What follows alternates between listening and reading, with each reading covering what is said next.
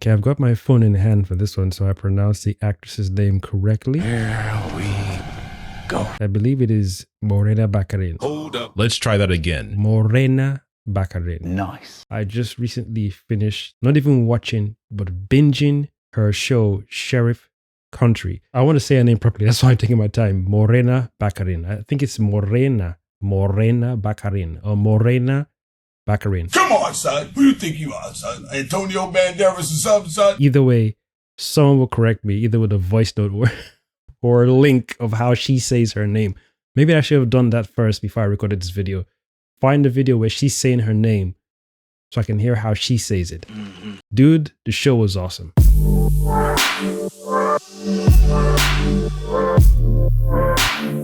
It's a Jerry Bruckheimer show, and from what I remember, Jerry Bruckheimer, he did CSI, right? If I'm remembering correctly, it's been a while since I've seen a Jerry Bruckheimer show. The last major TV show that I watched, like really sat down, glued to the screen, and deeply enjoyed outside of CSI and all the other different variants of CSI is The Mentalist. That show, ooh, that was a hell of a ride. A hell of a ride. So aside from The Flash, CW, and Game of Thrones, I think those are the last two shows I really watched on TV and was glued to it. And I didn't really I enjoyed aspects of the Game of Thrones. But the one I enjoyed out of those two the most was definitely The Flash. But aside from those two, because that's fantasy, aside from that, The Mentalist is the one that really had me glued to the screen, storyline, even the side quest episodes or the filler episodes.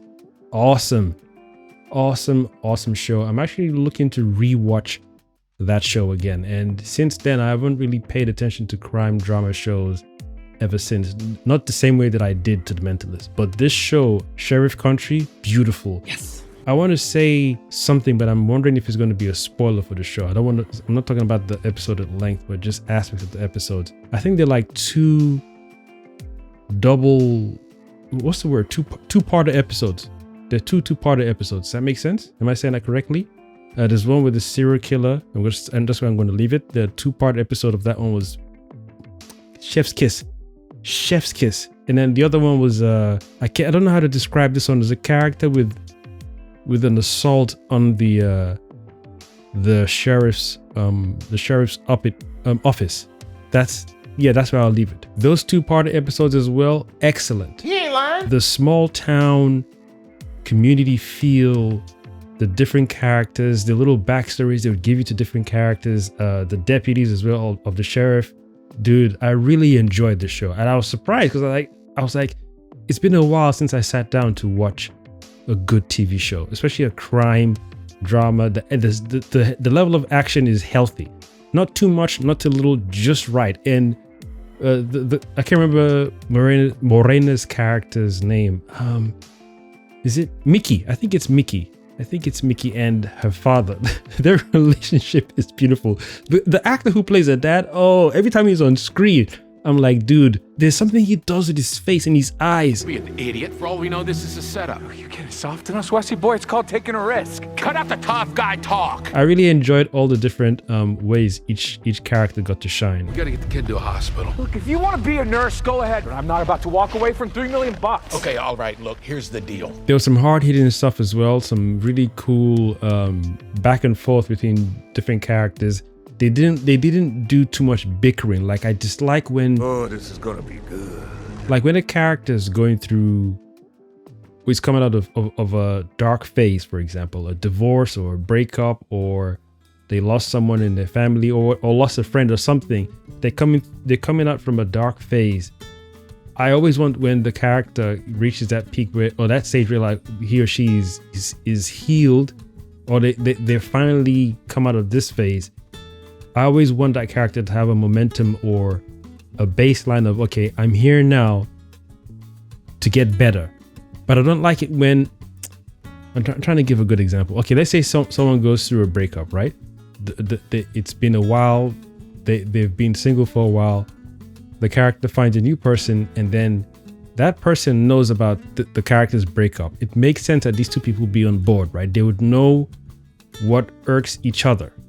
It doesn't make sense to date someone who you know just came through a breakup and you're bringing the same tropes that the person didn't like from the previous. So when this person is trying to have a win in their life, I don't like it when the new person they're dating, they start to have arguments in back and forth. It jars me when I'm watching a show this big with so many other characters to focus on, and other things are occurring in the show affecting the main characters that bleed into the side characters as well. Come on, son. So I like it when they're going through a good phase, let it last. And I don't like the yo-yo things. Certain things you can do up and downs and down times, good times.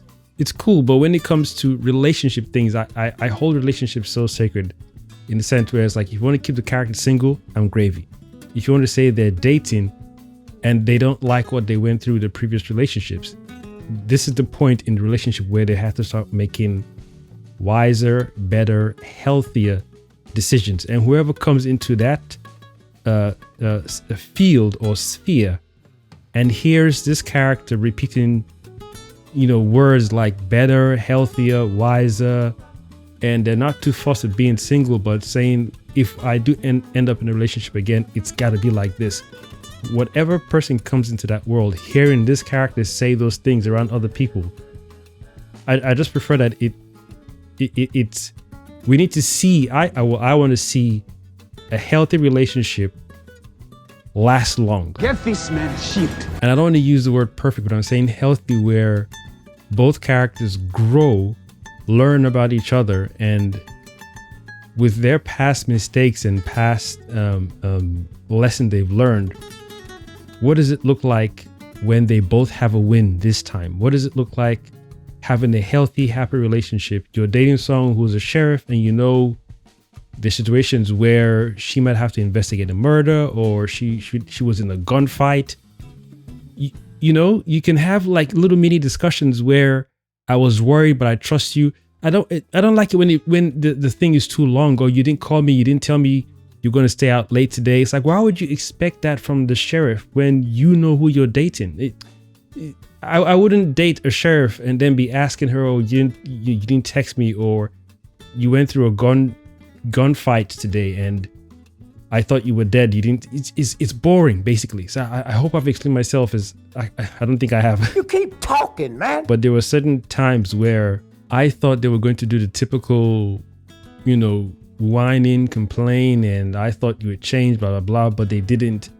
And when you think they were going down a particular trope, they were like, psych, we got you. You thought we were doing this thing, but we're not doing this thing. So I like the growth in certain characters. And even when they did have issues or arguments, they nipped it in the bud in the next episode. They didn't let it drag on for 4 episodes. I think I should have just said that at the start. I don't like it when 2 or more characters have an issue with each other and the issue is not dealt with in a healthy manner. Mm-hmm. Like, I'm watching it play out on screen. I'm like, dude, people break up over worse things than what you guys are having an issue with right now. So this thing doesn't seem big.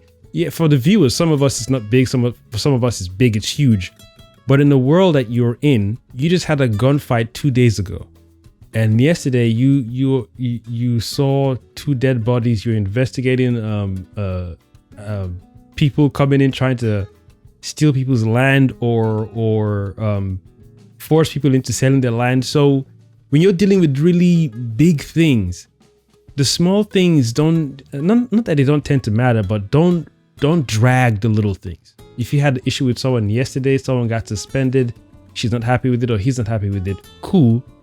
But nip it in the bud in the next episode. That boy is good. Mm-hmm. They have this thing where maybe like in the first 15 minutes, they'll introduce a little issue between 2 characters, and the next 15 or 25 minutes, it's solved, or it's showing signs of solving. And I like that. I like that they didn't let things linger for too long. I don't know why I'm taking so long to get to these points, but it's something that is really important to me when I'm watching a show with this type of ensemble where everyone has their own backstories and their own issues, and everyone's working together. So when little things occur that spoil that harmony that's being maintained, it's being looked after, it's being nourished, it's like, okay, cool. You want to have a situation where there's little conflict and there's room for growth here. So if you focus on how to resolve the issue. I enjoy those kind of situations more than just having drama for the sake of drama because it keeps viewers engaged. No, I'm too grown for that stuff. I don't want to sound rude. I'm too grown. No, my headspace doesn't deal with shit like that anymore. I used to watch EastEnders, and that dude, EastEnders was vile for me. God damn! After a while, I couldn't stand the constant arguments, backbiting, backstabbing, and it's just like when a character is about to have a growth spurt, they just back down again, they spiral back down, back into the dark, and it's a trope and a cycle that I got used to, and I was okay with for a while until the back of my mind something was like, dude, this is not you. This isn't the type of shows you normally watch. And I personally don't feel this is healthy going into your psyche, into your subconscious. Just this constant repetition of watching multiple characters never seem to get a long good win. It's either they get close to a win, they spiral down again, get close to win, spiral down, and they go further down. It's like, it's too much. It's too much. So after EastEnders, I said, I'm done with all these negative, toxic traits. And this one is beating this one is cheating on this one is lying to this one, backstabbing, selling out, whatever, to each their own. So this show, when they do have little issues, they resolve it straight through. Even if they don't resolve it in the same episode, it's either in the next episode towards the middle or towards the end. I prefer that kind of mature, healthy storytelling. You can introduce conflicts here and there, but at least resolve it. And then I like it when the characters call back to those issues and show that they've grown. It's not just for the sake of, issue fix. They do call back and they mention their flaws. They talk about their mistakes. They're self-aware. But aside from that aspect of, because a show like this, once you have multiple characters going through their own different experiences, you're bound to bring in, past issues or relationship issues, health issues, for example, financial issues. And even there was a little subject about selling weed thing and making weed legal that I fully didn't grasp because I'm not in that environment, but I got to appreciate because I was like, okay, I can see where this character is coming from when they don't like to deal with the government because of how the government has presented themselves. But I can see why the family members of this character would want them to go legit. So I thoroughly enjoyed the show. Thoroughly enjoyed the show. The pilot was interestingly rapid, but not in a bad way. And then the siege where the sheriff it's got to be the sheriff department was under siege. Dude, I'm looking forward to season 2. And each time I never got to check the length of episodes, so I didn't know how long the season was. But each time I was watching an episode, I was like, please don't. I hope this isn't the last episode of the season, because I'm normally used to 8 episodes recently these days anyway. 8 episodes for a season or 10. But I think this one had like 14. I think 14 episodes for this first season, and I thoroughly enjoyed Sheriff Country. So I'm looking forward to season 2. I hope it drops this year, but I doubt it. I think it's going to be next year. Maybe they're shooting it right now, and they might release it next year, February or March. I don't know. With regards to TV shows, the only show I had my eye set on was Paradise season 2. I never intended to watch anything else. I don't remember seeing an advert for the Sheriff Country show. I think I saw it on Morena Baccarin's page because I follow her on Instagram, and I saw a clip. I was like, why is she wearing a sheriff's outfit? That's a good question. Well, I googled it. I was like, there's no way you have your own show. I'm like, I'm binging that shit, and I was, dude, excellent show. That's what I'm talking about. I dare not tell my brother because he didn't like that I really enjoyed the Hijack season 1 because he didn't enjoy it that much, not as much as I did anyway. But yeah, if you haven't seen the Sheriff Country TV show, I highly recommend it. And if you are a Morena Baccarin fan, definitely check it out. I'm not trying to overhype the show, but for me, I enjoyed it. I thoroughly enjoyed every episode. And the best best episodes definitely the serial killer one, the two-parter, and the siege on the sheriff's office. I think that's also a two-parter. But the others surrounding stories, the dad with the weed thing, dude, I'm looking forward to what they do for season 2. Because season 1, the cliffhanger, was that a cliffhanger? I think that was a cliffhanger. I think the season finale for season 1 was definitely a cliffhanger. That's right. One thing I enjoyed the most as well is like I said earlier on, the community feel. The whole everyone knows each other, and when something major happens, everyone chips in to help. Yeah, I'm impressed. Nice. Anyway, peeps, that's me done. Let me know what current TV show you're watching that you really, really thoroughly enjoyed this year. And I've of course been your one and only Multipotentialite, Neurodivergent host. Kosmic Jedi signing out.